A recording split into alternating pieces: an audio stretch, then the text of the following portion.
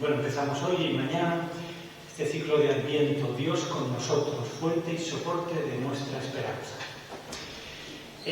Va a ser una conferencia inspiradora y por eso, pues, es una conferencia que no espera que después haya preguntas, sino que cada uno de nosotros nos iremos a casa meditando con lo que Cristóbal nos va a decir. Estamos a escasos días de dar inicio al año jubilar, ordinario, que el Papa Francisco ha querido que tenga como motivo principal la esperanza. Y en la hora de convocatoria nos invita a recordar el Papa que, como lo señala el apóstol Pablo, la esperanza no defrauda porque hunde sus raíces en la fidelidad de Dios. Centro Suárez, a través de varias actividades programadas para este curso, quiere sumarse a esta iniciativa pontificia, proponiendo varios caminos para alentar esta virtud teologal, tan necesaria y urgente en los tiempos actuales. El Adviento es sin duda un tiempo para alentar la esperanza por la proximidad del nacimiento de Jesús, en medio de nosotros, su pueblo. La cercanía de Dios y la certeza de su presencia son un soporte firme para confiar y esperar. El ciclo de Adviento, que se llevará a cabo hoy y mañana, quiere ofrecernos pistas interiores para vivir este tiempo de gracia, hondura y ilusión. Nos acompaña el jesuita tudelano Cristóbal Jiménez Ariza. Le presento. Nació en 1968 en Tudela, Navarra. Buena cosecha. Ingresó en la Compañía de Jesús en el 2001. Es licenciado en Periodismo por la Universidad de Navarra y en Teología por la Universidad de Deusto. Entre el 2009 y el 2011 completó los estudios en el área de espiritualidad de Dublín, Milltown Institute of Theology and Philosophy. Desde julio de 2024 es el director del Centro de Espiritualidad Loyola, destino al que llega después de haber dirigido el Centro de Espiritualidad Salamanca desde 2017. Es miembro del Consejo de Redacción de la revista Manresa de Espiritualidad. Anteriormente fue profesor de Lengua y Literatura en el segundo bachillerato en los colegios de Pamplona y San Sebastián. Y antes de ser jesuita, trabajó 12 años en radio y televisión, en la cadena SER y 4, del Grupo Prisa, como corresponsal diplomático y corresponsal de guerra, cubriendo los conflictos como las guerras de Irak, Kosovo y Oriente Medio. Cristóbal, pues muchas gracias por tu presencia, por hacer todo este viaje, para estar con nosotros. Pues muchas gracias y buenas tardes a todas y a todos. Gracias por esta invitación para alimentar juntos nuestra esperanza. Vamos a estar con este tema de fondo 2 días, la sesión de hoy y mañana, pero la propuesta va a ser distinta. Hoy nos acercaremos o reflexionaremos sobre este tema, bueno, pues a través de la palabra y de algún apunte teológico y pastoral, y mañana nos acercaremos a la esperanza a través de la música.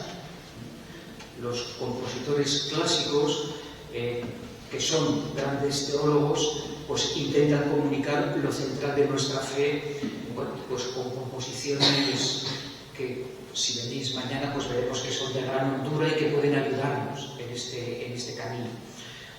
Como os decía, la sesión de hoy tiene más que ver con una reflexión sobre este tema que, como decía yo, es muy actual. A punto de comenzar el año jubilar, el Papa Francisco ha convocado para 2025 y el escrito del documento lleva por título La esperanza, como nos decían, no defrauda, espes non confunde. Bueno, por eso si hoy y mañana pues yo os defraudo, pues no importa, porque lo que importa es la esperanza y esa no defrauda, esa nunca defrauda. Bueno, me gustaría brevemente apuntar algunas ideas relacionadas con la esperanza que vamos a ir viendo en los próximos minutos.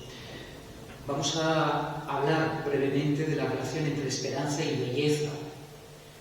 Vamos a hablar también de esperanza y compromiso, de esperanza y paciencia, y de una manera concreta de esperar con humor, el puesto, ¿no? que es importante.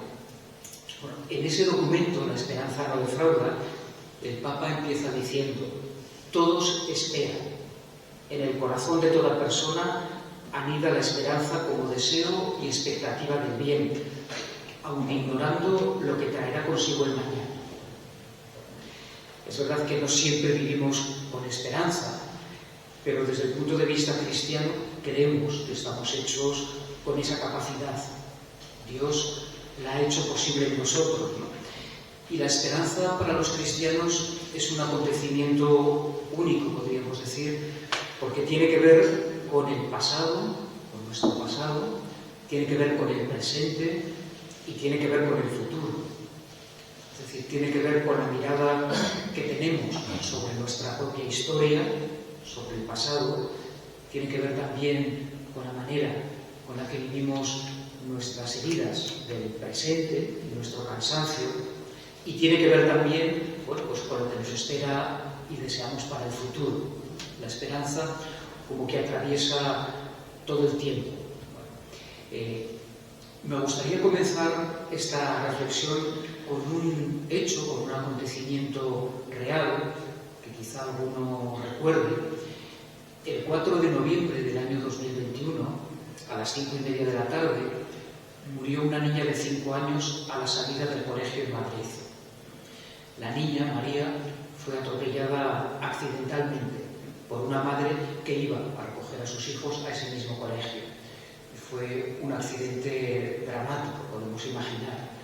La niña de 5 años murió y otras 2 resultaron heridas. Y podemos situarnos e imaginar la consternación en el colegio, en algunos la rabia, la impotencia, digo que en todos el dolor. A los pocos minutos llegó al lugar del accidente la madre de la niña recién fallecida.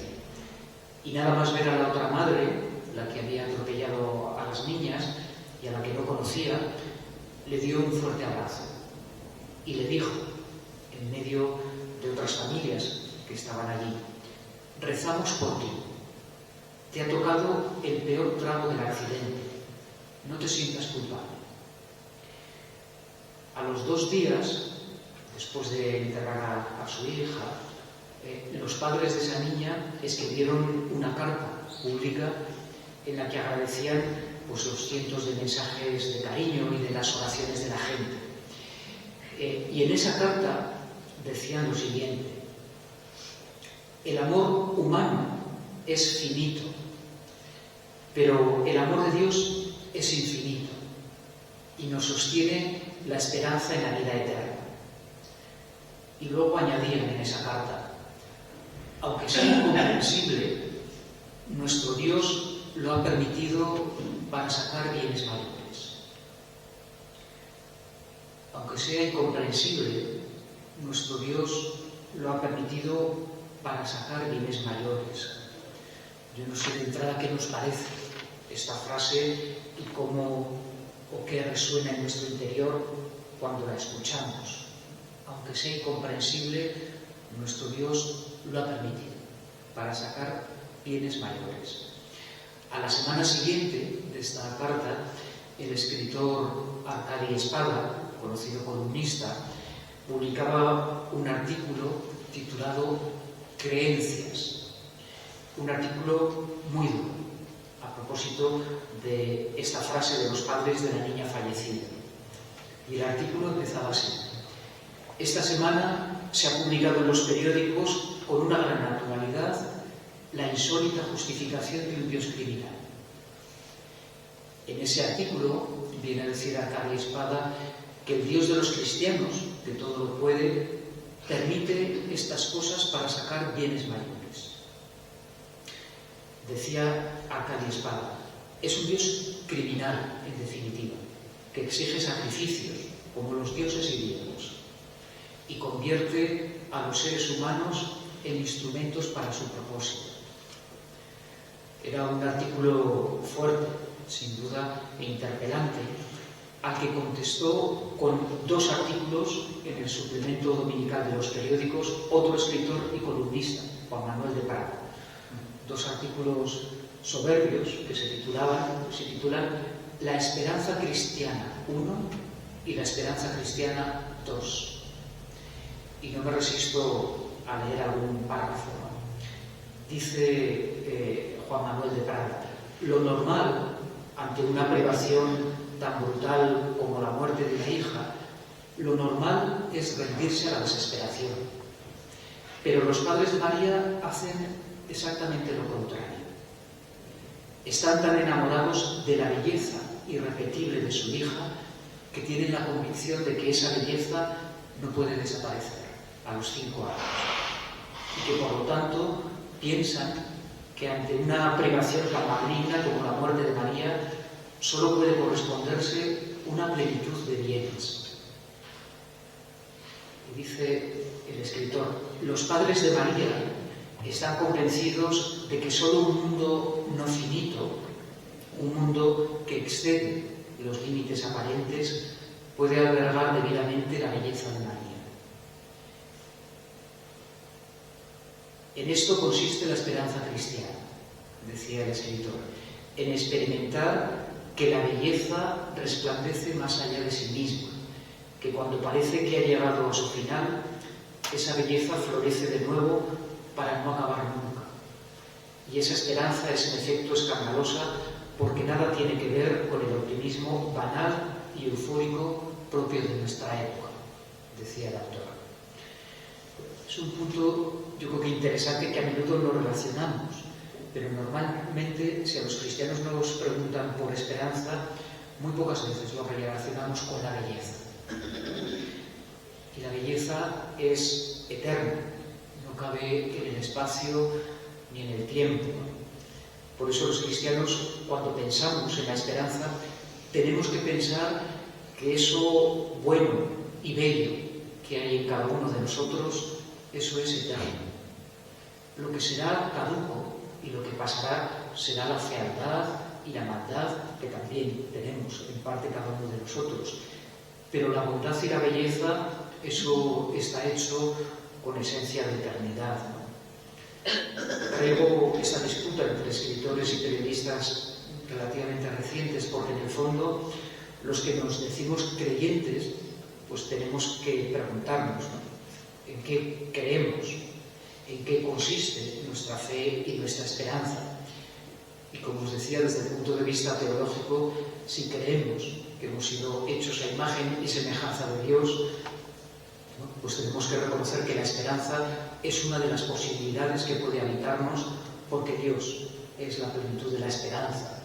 O dicho de otra manera, Dios es lo contrario de la desesperanza.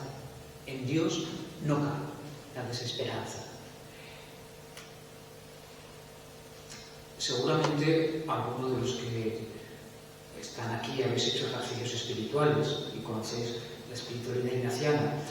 En los ejercicios, San Ignacio plantea una oración, una contemplación, la contemplación de la encarnación. San Ignacio, con su teología de aquella época que había estudiado, él imagina la Trinidad arriba, en el cielo, contemplando, dice, la redondez de la tierra y la diversidad. Y dice Ignacio en ese ejercicio, contemplando cómo unos están en paz y otros en guerra, unos riendo y otros llorando, unos blancos y otros negros, es decir, el mundo en su realidad y en su contraste. Y al contemplar esa realidad, bueno, de alegría por una parte y también de sufrimientos, de contrastes, Ignacio pone en boca de la Trinidad esta frase: hagamos redención del género humano. Es decir, la Trinidad mira al mundo y lo que sale del corazón de la Trinidad es: hagamos redención del género humano. Bueno, esta frase es parte de la esencia de la espiritualidad ignaciana. Hagamos redención del género humano. Es una forma de decir: aquí hay futuro, esto tiene arreglo. Dios ve el mundo y a sus criaturas siempre en esperanza. Podríamos decir que para Dios todos tenemos arreglo.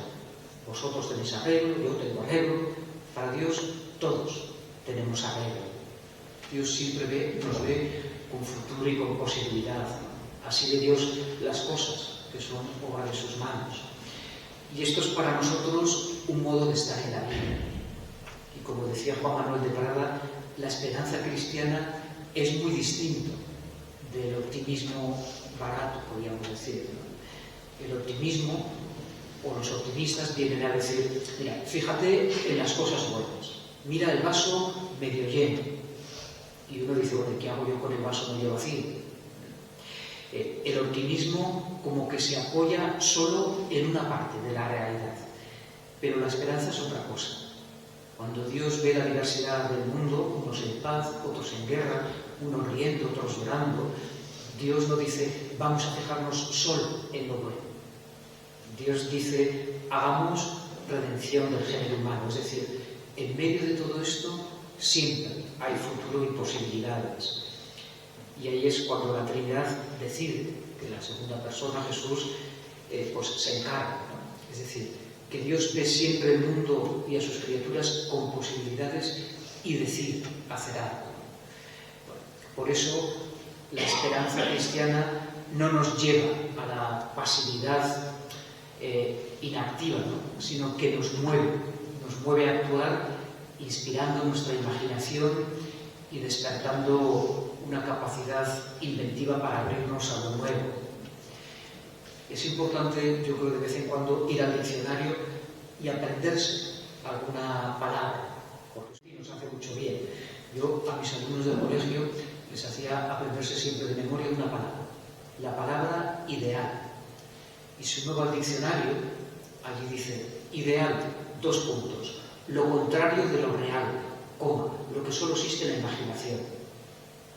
Me decían mis amigos, no entiendo muy bien esto, que no te preocupes, algún día lo entenderás, que no existe la novia ideal, ni el novio ideal, ni la comunidad ideal, ni el trabajo ideal, ni la ciudad ideal, salvo Granada. Lo que existe es lo real, el marido, la mujer, el trabajo, la comunidad real. Y yo creo que el reto de la vida es acoger lo real y vivir ahí en la esperanza, no en lo ideal, que lo ideal es solo un fruto de la imaginación. La esperanza se siembra en lo real del mundo y en lo real de nuestras vidas, ¿no? Cuando Dios ve el mundo, lo ve en esos contrastes, en paz y en guerra, y siempre lo ve con futuro, ¿no? Ese hagamos de Dios es una actitud convocante para hacer algo en medio de la realidad, lo que podamos, ¿no? Por eso os decía que la esperanza no es una actitud pasiva, sino que es una actitud movilizante, que tiene que ver con la justicia, con nuestro compromiso con los pequeños de este mundo, sin dejarnos arrastrar por la desesperanza, ¿no? Por el creer que aquí ya no se puede hacer nada, ni del mundo ni de mi vida. Bueno, Dios siempre ve el mundo con futuro y se implica. Y eso es en realidad y en definitiva la encarnación, ¿no? Ver el mundo de una manera cargada de esperanza e implicarse. Podemos decir que Dios no se queda mirando los toros desde la barrera, sino que se implica. Y tenemos que reconocer también que hay actitudes contrarias a la esperanza. Por ejemplo, la queja. La queja. Hace unos años se publicó un libro con prólogo del Papa Francisco, que se titula Prohibido quejarse. Y cuando lo abres, en el centro te regalan un póster de 1 metro para que te lo pongas en la habitación. Para que vayas aprendiendo que quejarse no sirve de nada, sino para alimentar ciertos efectos negativos, ¿no? Bueno, prohibido quejarse. En el fondo, el libro viene a decir que cuando uno es pequeño, pues un bebé, pues la queja sirve un poco. Sirve. Lloras y te tapan. Lloras y te dan de comer. Bueno, hay una etapa en la vida en la que la queja como que parece que tiene algunos resultados, pero luego las cosas no funcionan así. Y es muy infantil, podríamos decir, creer que solo con la queja se pueden arreglar las cosas, ¿no? Bueno, dice San Ignacio que la queja es territorio de desolación, territorio donde se alimenta la desesperanza, ¿no? Yo tengo algunos compañeros jesuitas, no muchos, gracias a Dios, que los ves venir y dices, ya empieza con las letanías. Dice, oye, hay que ver que pocos jóvenes han ido a misa, ora pro nobis. Oye, cada vez menos vocaciones, ora pro nobis. Oye, qué maleducados son los jóvenes, ora pro nobis, ruega por nosotros. Digo, hombre, por eso tenemos colegios. Si los niños naciesen educados, no necesitaremos colegios. Y cuando no tiene la culpa Pedro Sánchez, la tiene Feijóo, o la tuvo Rajoy, o la tuvo Zapatero. Bueno, estar pegándole patadas al mundo, eso podríamos decir, es fácil. Y es territorio donde se asfixia la esperanza. Hombre, para ver lo mal que está todo, eso ya lo vemos todos. Para eso tenemos todos un radar muy desarrollado, para ver lo mal que está todo, ¿no? Para estar pegándole patadas al mundo, pues bueno, solo hacen falta dos cosas. Un sillón, y ahora que empieza el frío, un buen radiador. Y con el sillón y el radiador a pegar patadas al mundo, ¿no? Bueno, ver el mundo con la mirada de Dios cargada de futuro y de posibilidades, eso es otra cosa. Hace falta como una vivencia mística de la realidad, ¿no? Exige, bueno, ver un poquito desde esa mirada de Dios. El escritor y filósofo Byung-Chul Han acaba de publicar un libro que se titula El espíritu de la esperanza. Y allí dice, a quien tiene esperanza, el mundo se le presenta bajo una luz totalmente distinta. La esperanza le da al mundo un esplendor especial, ilumina el mundo. Dice, el deseo y la expectativa no tienen esa fuerza capaz de transformar el mundo, de ampliarlo y de iluminarlo, sino que solo aguardan sucesos u objetos intramundanos que nos satisfagan. La esperanza no sabe. Dice, la esperanza no sabe lo que es darse por satisfecha ni quedarse contenta. Es un estado de ánimo. Es un estado de ánimo. Nos da, dice él, capacidad de actuar. Tiene un núcleo activo. El espíritu de la esperanza anima y alienta nuestros actos. Llenos de esperanza, nos dice el autor, nos elevamos por encima de lo que no debería existir. En la carta a los Romanos, como sabemos, dice San Pablo, en contra de toda esperanza, Abraham creyó y tuvo esperanza. Cuanto más desesperada sea una situación, más firme será la esperanza, dice el filósofo. Y esto yo creo que se ve mucho en personas que conocemos todos, ¿no? A veces misioneros, a veces voluntarios, en lugares que parecen infiernos, donde parece que no hay salida, un puñado de hombres y mujeres mantienen viva la esperanza y se ponen en pie cada mañana con esa fuerza que rompe toda lógica humana. Uno de los problemas de nuestra época, dice Byung-Chul Han, es que estamos encerrados, muchos de nosotros, en el ego, en el yo, y entonces no fluye el mundo. Faltos de mundo, dice, solo orbitamos en torno al ego, a lo nuestro. En cambio, la esperanza tiene amplitud, funda un nosotros, ¿no? La profesora de teología, Nuria Martínez Gallol, dice en un artículo reciente, esperar, en definitiva, es esperar siempre en otros y con otros. La esperanza exige una apertura que solo será cuando se muestra una confianza honda en el otro, y es el clamor de esa confianza el que despierta el misterio de la esperanza. Es el crédito en el otro el que es capaz de despertar la esperanza. La esperanza, dice ella, es siempre relacional. Somos llamados a esperar con los otros, para otros y por otros.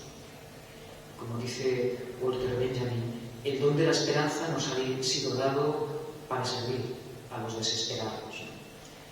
El ancla, dice esta autora, el ancla de la esperanza cristiana es siempre esperanza para los demás. Y si nuestra esperanza es para otros, entonces no hay lugar para una pasiva resignación, ni para un plácido ocuparse de sí mismo. A veces, dice ella, incluso toca ser capaces de permitir que la esperanza del otro, su futuro, pase por delante del propio. Gastar las fuerzas y energías en que los desesperanzados consigan su esperanza. Y esto a costa de renunciar a veces a la nuestra, ¿no? Permitir que nuestra esperanza esté, dice ella, llena de ocupas. Una expresión muy interesante. Que nuestra esperanza esté llena de ocupas, de gente que ocupe esa esperanza, las esperanzas de los desesperanzados, ¿no? Y algo así, podríamos decir, es lo que hace la madre de María, la niña fallecida en el accidente, con la otra madre. No dejar que acampe en ella la desesperanza a costa de la suya propia, ¿no?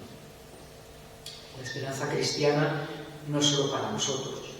Podemos decir que la tenemos para los pequeños de este mundo y para los pequeños que tenemos a nuestro alrededor, ¿no? Y en su servicio pues estamos un poco llamados a ejercerla con Cristo, dando la vida en las cuestiones cotidianas. La esperanza no está en nosotros mismos ni en nuestras propias fuerzas, como nos decían al principio, ¿no? Se sostiene en algo mayor que nosotros, dice el Papa Francisco. La esperanza cristiana, de hecho, no engaña ni defrauda porque está fundada en la certeza de que nada ni nadie puede separarnos del amor de Dios. Ese es el fundamento de nuestra esperanza.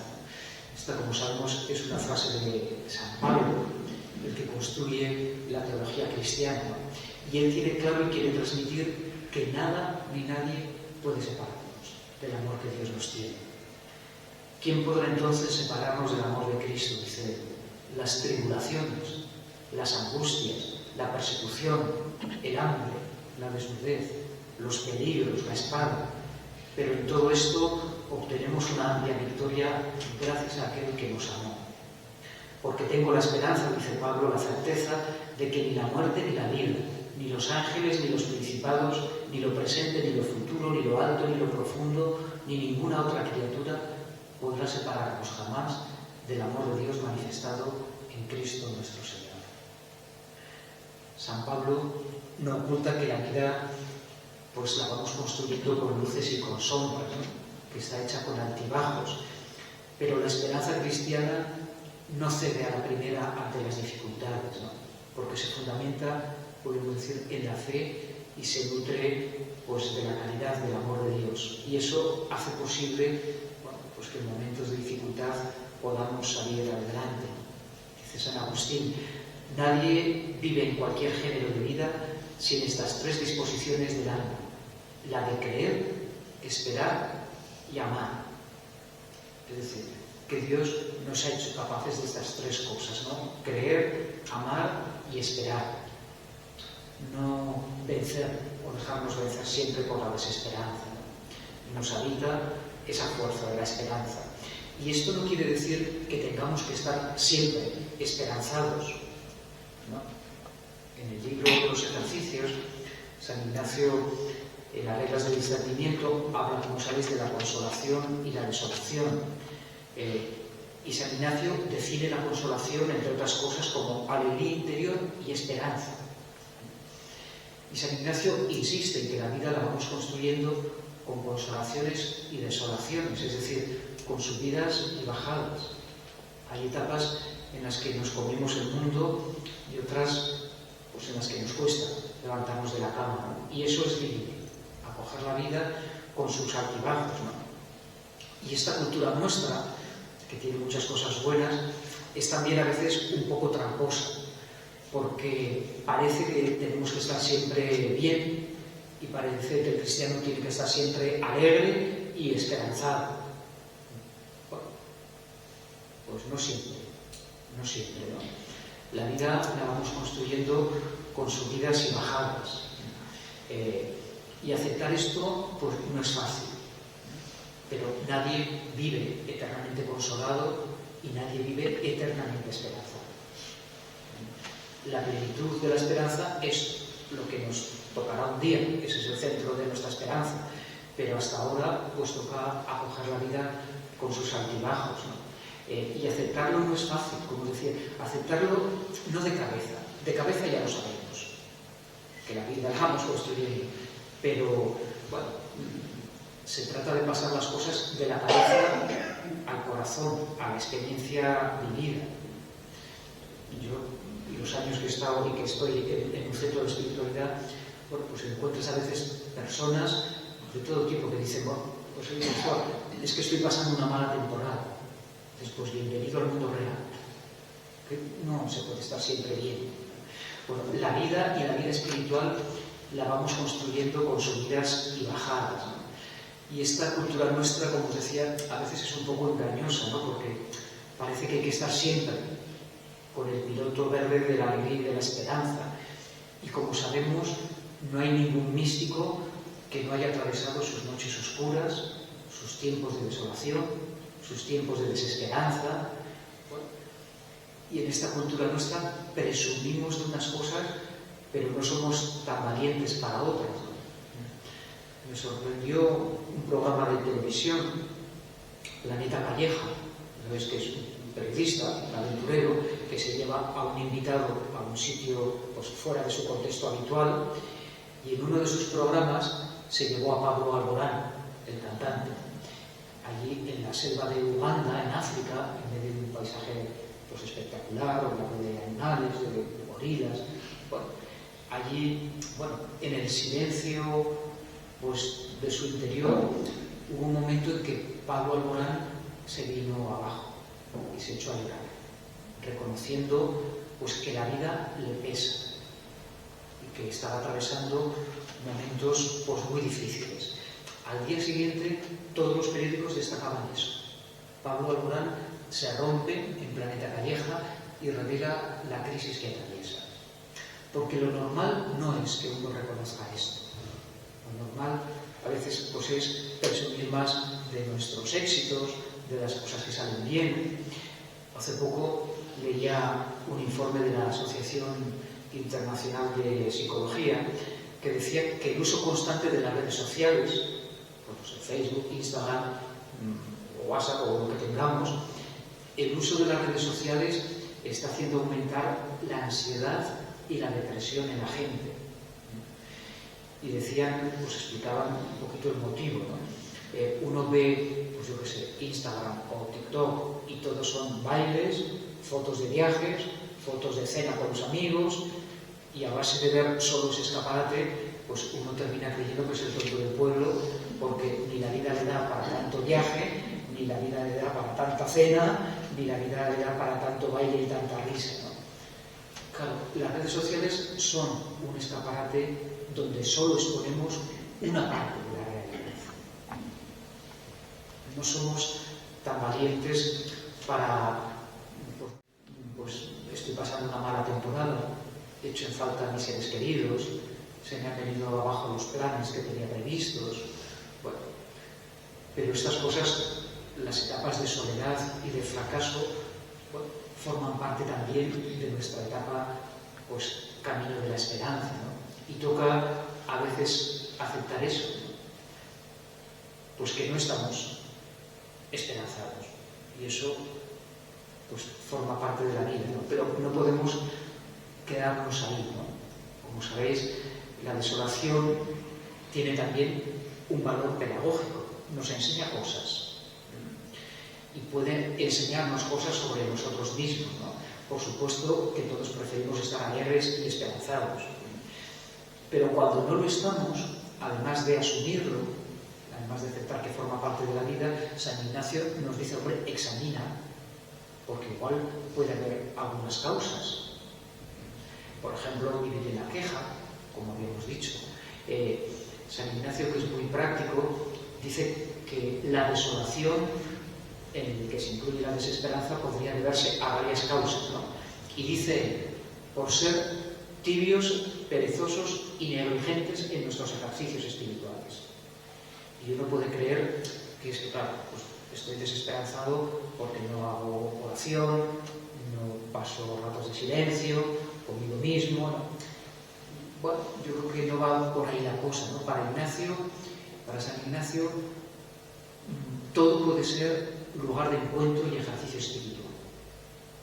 Entonces, cuando él habla de ser tibios o perezosos, no es que recemos poco, sino el temple con el que nos tomamos las cosas.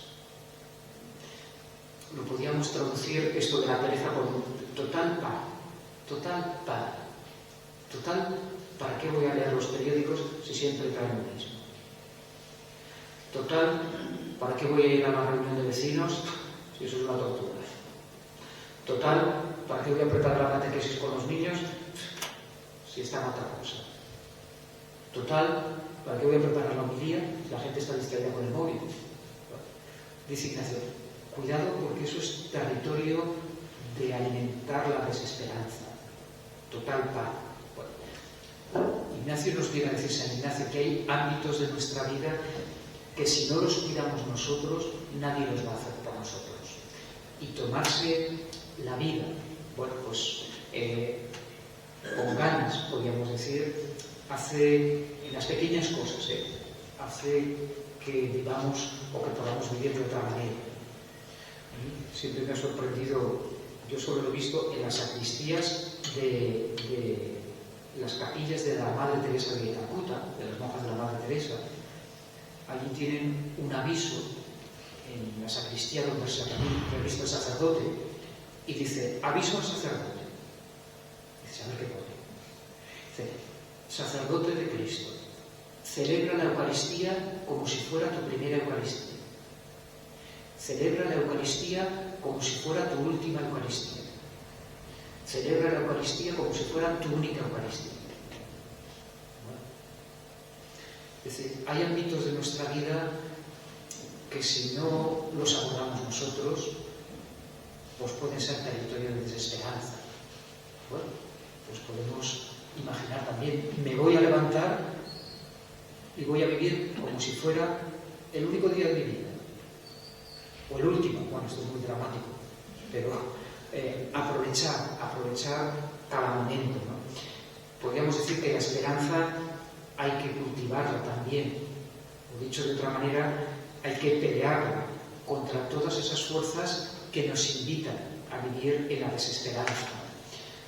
Yo creo que fue un par de años, se estrenó una película, seguro que algunos la visteis, Libres. Es el testimonio de monjas y monjes de vida contemplativa en España.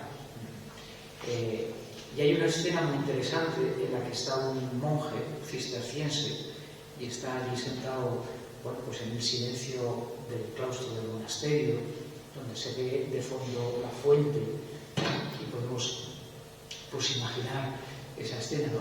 Y dice el monje, la gente viene al monasterio y dice, qué suerte tienen los monjes poder vivir en paz.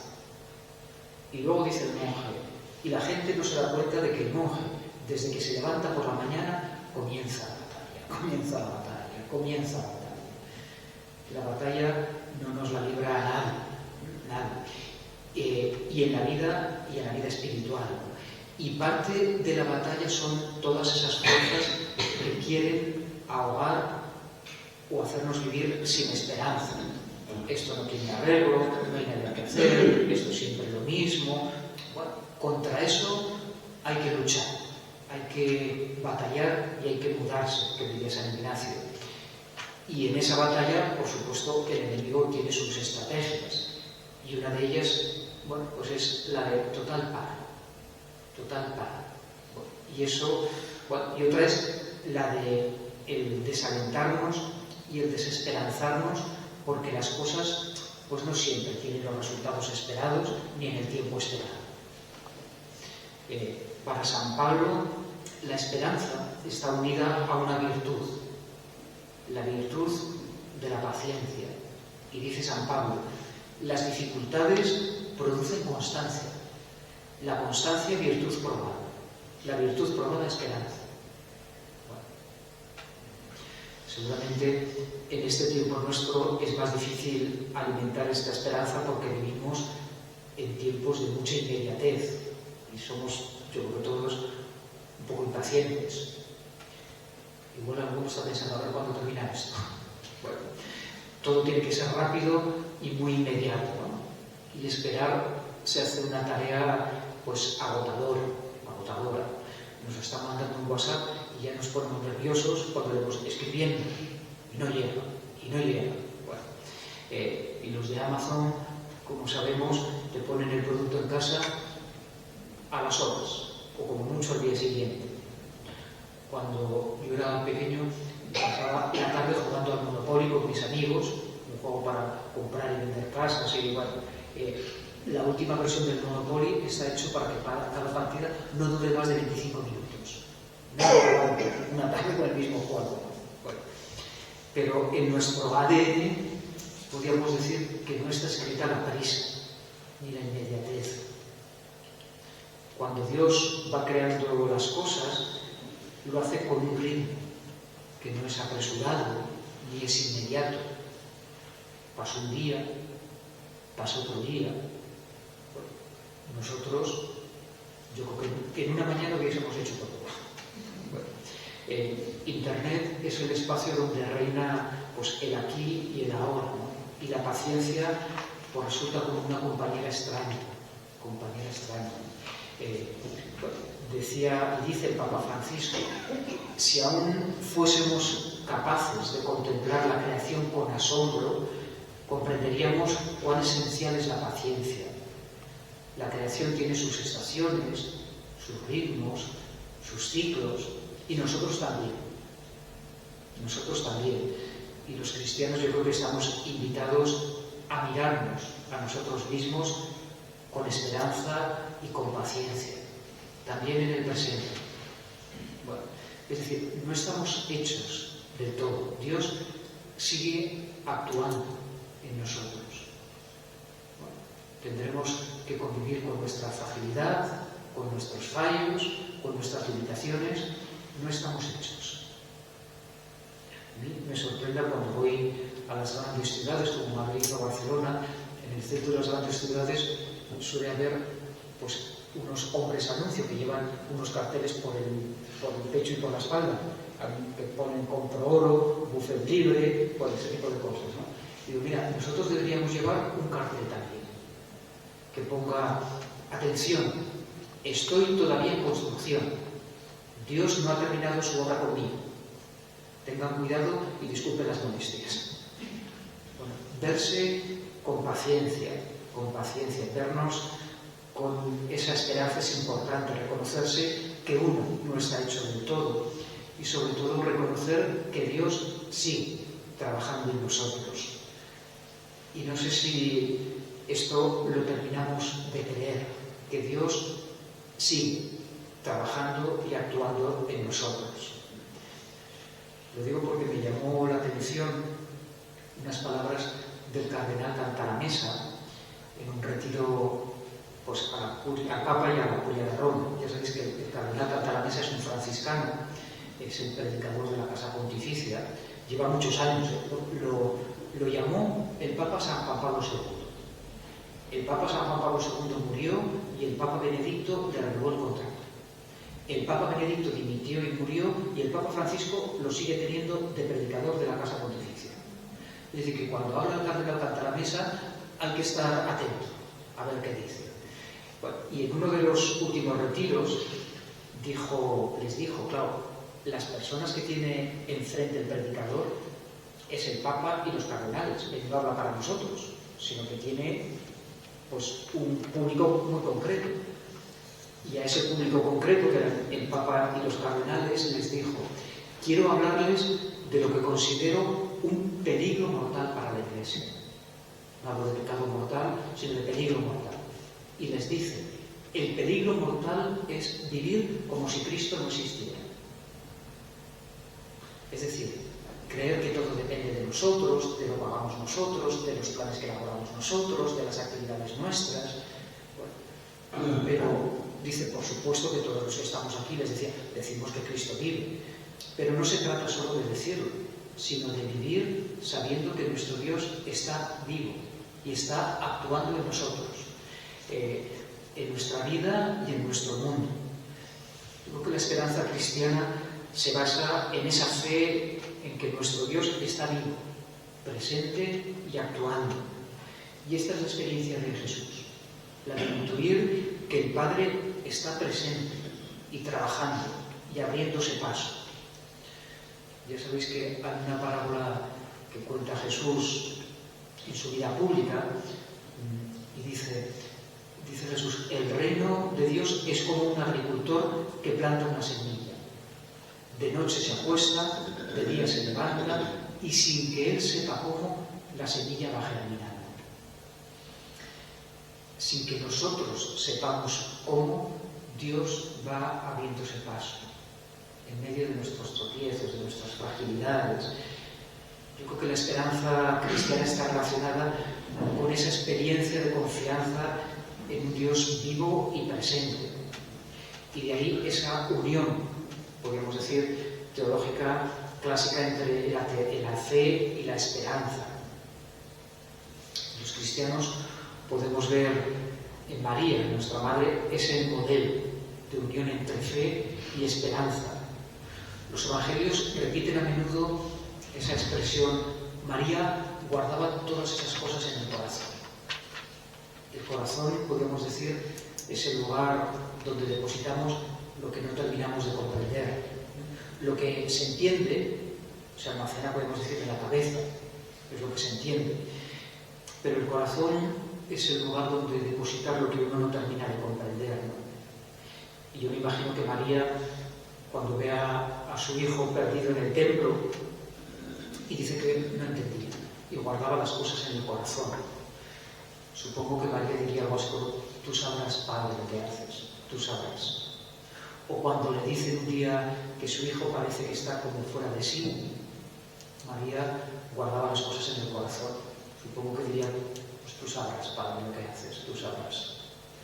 O cuando María ve a su hijo colgado en una cruz, pues supongo que guardaría las cosas en el corazón.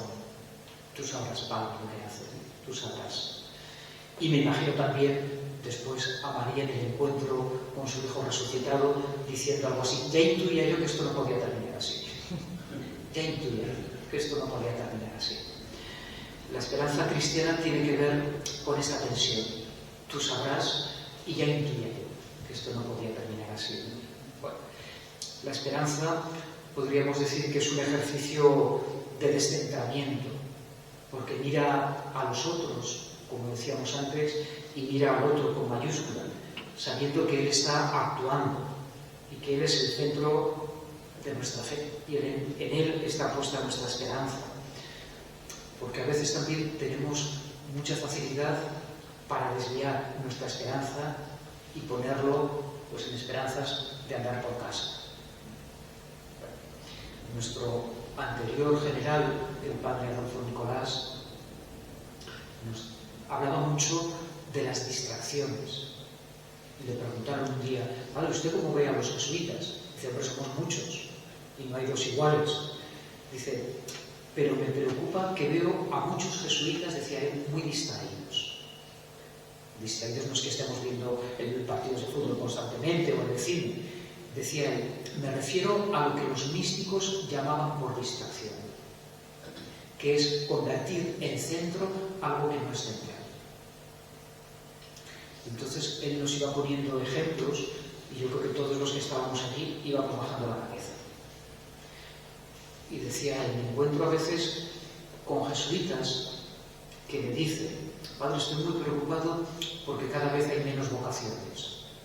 Y decía él, yo le escuchaba y después le decía: si las vocaciones son el centro de tu vida, tú vives muy distraído. Otros jesuitas venían y me decían: padre, es que estoy muy preocupado porque nuestras instituciones están perdiendo identidad. Yo entonces trabajaba en un colegio y me parecía un tema importante, entonces empecé a bajar la cabeza. Y el general decía, yo le escuchaba y después le decía: si la identidad de nuestras instituciones es el centro de tu vida, tú vives muy distraído. Otros jesuitas decían, vienen y me dicen: padre, le tengo que reconocer que soy una persona herida. Mis superiores me han dejado heridas y la institución me ha dejado heridas. Y luego él decía, bueno, yo lo escuchaba y después le decía: son el centro de tu vida, tú vives muy distraído. Y luego él decía, el amor que Dios nos tiene y el dolor de los pobres nunca nos distraen. Hay un relato que todos conocemos, que es el de los discípulos de Emaús. Muere Jesús, los discípulos van tristes, sin esperanza, se encuentran con Jesús, no lo reconocen, y le dicen, es que nosotros esperábamos que Él fuera el libertador de Israel. Los de Emaús vivían distraídos, desesperanzadamente distraídos, habían puesto su esperanza en un libertador. Y con Jesús aprenden a poner la esperanza donde hay que ponerla. Pero a veces tenemos el riesgo de vivir distraídos o desesperanzadamente distraídos, ¿no? Poner la esperanza donde no hay que ponerla. Me decía una vez una religiosa, a ver si cambian a mi superiora. Digo, pues espera sentado. Si te crees que porque cambian a tu superior se va a acabar tus problemas, o a la general, o a... Esos son esperanzas de andar por casa. Nuestra esperanza no puede estar puesta en nadie humano. Nuestra esperanza, bueno, en el amor que Dios nos tiene, como dice el Papa Francisco, que es el centro de nuestra esperanza, y en el dolor de los pobres. Y esto yo creo que nos ayuda a vivir más centrados. Y termino con un punto brevemente que quería también destacar, que es la esperanza y el sentido del humor. Porque podemos esperar desde la amargura o un poquito con sentido del humor. Con sentido del humor que no es la risa fácil, ni el chiste fácil. El humor, dice el Papa Francisco, es un don del espíritu. Y para vivir en este sentido del humor hace falta primero ser inteligente y después tener hondura espiritual. Y las personas inteligentes y con hondura espiritual pues viven con cierto sentido del humor. Yo creo que el modelo lo tenemos todos en Jesús de Nazaret. Hay una clave, dice una profesora de teología de comillas, toda la Biblia está transitada por el sentido del humor, pero nosotros no lo percibimos. Y Jesús tiene sentido del humor. La persona inteligente y habitada por el Espíritu tiene sentido del humor, que es el que es capaz de romper con ternura situaciones dramáticas. Para el que no tiene sentido del humor, todo es igual de dramático. Todo es un drama. Bueno, la teología clásica decía que de Dios se puede predicar todo por analogía. Es decir, que podemos decir que Dios es paciente, pero no como nosotros somos pacientes. Es otra cosa. Que Dios es misericordioso, pero no como nosotros somos misericordiosos. Es otra cosa. Eso es la predicación por analogía. Y decían los clásicos que solo hay un atributo que no se puede predicar de Dios: que Dios sea serio. Porque la seriedad es territorio del enemigo y algo demasiado humano para aplicarse a Dios. Bueno, en los relatos, yo creo que en toda la vida de Jesús, pero en los relatos pascuales se ve mucho, ¿no?, esta capacidad de Jesús para romper con ternura situaciones dramáticas.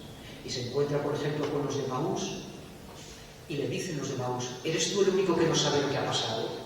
Y dice: ¿qué ha pasado? No, ¿qué ha pasado? Y después se encuentra con ellos y dice: ¿tenéis algo de comer? Bueno, aquel al que acababan de matar, ¿no? Bueno, el sentido del humor no es la risa fácil, ¿no? Pero las personas que tienen sentido del humor, podríamos decir, saben jerarquizar las cosas. Para el dramático todo es igual que dramático, pero para el esperanzado que tiene sentido del humor, bueno, el que tiene sentido del humor sabe situar las personas en su lugar, los acontecimientos en su lugar y los sentimientos en su lugar. Personas, acontecimientos y sentimientos. Hubo un papa en el siglo XIII, y voy terminando, terminando, el Papa Gregorio IX tuvo que firmar un decreto prohibiendo bautizar con cerveza. Bueno, se supone que algunos curas disparatados de Alemania empezaron a bautizar con cerveza. Yo espero no perder nunca la cabeza y no bautizar con cerveza, pero que un Papa tenga que firmar un decreto es que nos falta un poquito de sentido de humor. Porque al final acabamos viviendo todo con el mismo drama, con la misma intensidad. Bautizar, hombre, no es lo mismo bautizar con cerveza que negar que Jesús sea el Hijo de Dios. Hombre, no es lo mismo. Pero a veces, para el dramático, todo es igual de dramático. Nosotros podemos vivir desde la esperanza porque sabemos, y mañana lo veremos también, que esto terminará bien. Para nuestra vida y para nuestro mundo nos espera un final bueno, no porque dependa de nosotros. Si dependiera de nosotros, pues no sabemos si lo conseguiríamos o no, puede que sí o puede que no, pero no depende de nosotros, es promesa de Dios y nuestro Dios es fiel y cumple su palabra. La victoria será de Dios. Y hasta ese futuro de plenitud que nos espera, bueno, pues toca seguir un poquito batallando la esperanza, bueno, intentando vivir un poquito centrados, con cierta dosis de sentido del humor y teniéndose también paciencia. Bueno, muchas gracias a todos.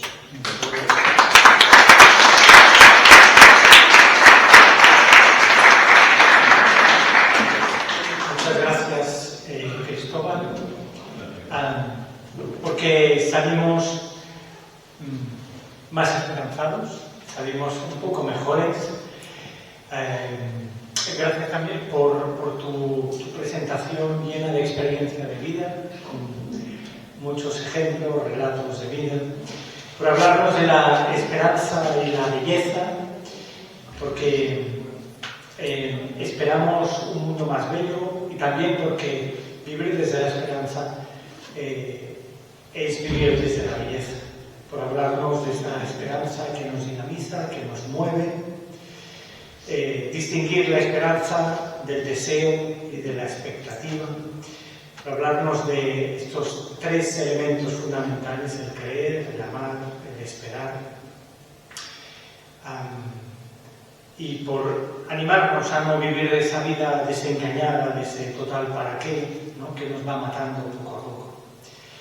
Esa esperanza que requiere de la paciencia, porque lo esperado no lo podemos forzar, y hemos de reconocer que no estamos hechos del todo y esperamos que Dios nos vaya haciendo lentamente a fuego lento. Para hablarnos, interpelarnos sobre nuestras distracciones que nos distraen, es decir, que nos separan de esa línea, de esa direccionalidad de aquello que esperamos. Y gracias por acabar con el sentido del humor que rompe situaciones dramáticas. Yo creo que incluso lo del Papa quizás se lo tomó él mismo con humor, vete tú a saber, porque ya hacer un decreto así ya nos saca la sonrisa a todo el mundo. Bien, muchas gracias. Tenemos ahí al final una cajita para, bueno, poder aportar un poco a los gastos del centro y de esta conferencia, y os esperamos mañana exactamente a la misma hora. Muchas gracias.